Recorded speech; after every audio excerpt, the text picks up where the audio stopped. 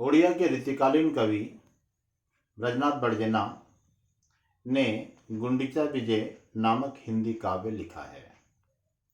यह गुंडीचा विजय काव्य हिंदी भाषा में है। इस काव्य की रचना से पहले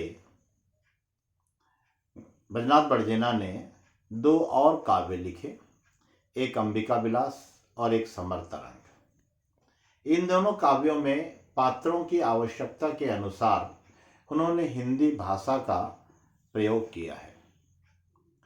हिंदी भाषा के प्रयोग करके उन्होंने जो अभ्यास किया, उस अभ्यास का प्रभाव हमें गुंडीचा विजय काव्य में मिलता है। अंबिका विलास में वो एक जगह खोरठा भाषा में असुरों की स्तुति लिखते हैं और उसमें वो लिखते हैं, अम्ब के नाथ तिलोचन शंकर शंभु दिगंबर अम्ब के प्यारे, अंबर छोड़ो भूति चढ़ाओ के डंबर सूल कपाल के त्यारे, अंतरयामी सदाशिव हो तुम दिल के बात छपे नहीं तोरे, अम्बुज लाक चढ़ाओ करो बकसीस मुनासिब बास हमारे।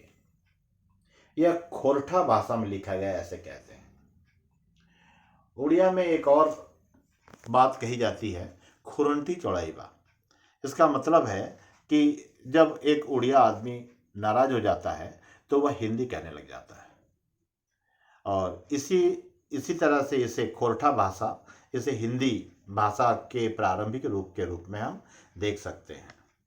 इससे जब आगे चलते हैं ब्रजनाथ बड़जेना, तो वो समर तरंग काव्य में मराठों के साथ ढेंकानाल के राजा के युद्ध का वर्णन करते हैं। जब वह मराठों का वर्णन करते हैं, अर्थात मराठे सरदार जब कुछ कहते हैं तो वो हिंदी में कहते हैं, और इस तरह से समर तरंग काव्य में जहाँ जहाँ मराठे सरदार कुछ कहते हैं वो हिंदी में कह रहे हैं। और इसका एक वर्णन हम देखते हैं समर तरंग काव्य में, जो कुछ इस तरह से है कि युद्ध में सरदारों के हार जाने पर चिमना जी उन पर नाराज होते हैं, धिक्कारते हैं, एवं जो कहते हैं वह खोरठा भाषा में कहते हैं। वो इस तरह से कहते हैं, अब सब सरदार बिचारो एक ठो रगड़ हाथ ना आया, भले भले तुम यारो, ढाल ढाल भर पैसा लेके कोई अब मार दो किल्ला, थोड़ा गढ़टूक लड़े नहीं क्या करूं जाके बंगला, लाख फौज अब साथ में मेरा, केता हाथी ने घोड़ा, राजा मुझे क्या कहेगा काम नहीं बड़ी थोड़ा, जाते जाते केता किल्ला लिया तोप की मारे, 20-20 रोज सड़ गई पढ़ के क्या कहूँ भैया तुम्हारे, निकले तुम सब पांव उठा के मारने को कलकत्ता, जोर न पाए पठाओ ने ढेला पहाड़ तोड़ बमता, मुझ दाढ़ी पर हाथ रखो मत कुछ काम नहीं किया, बात सुनी ब्रजनाथ कहे सरदार लोग जल गया।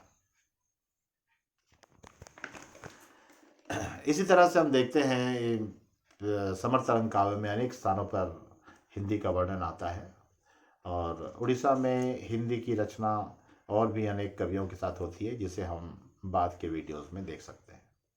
धन्यवाद।